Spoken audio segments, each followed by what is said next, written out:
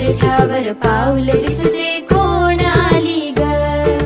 पिवळी साडी पिवळी चोळी अंगी लेऊनी, वैभवाचे साज सारे गळा घालूनी, कोल्हापूरची महालक्ष्मी दारी आली ग. नाटून घरामंदी आली, लंकेची पार्वती मखरात सजली.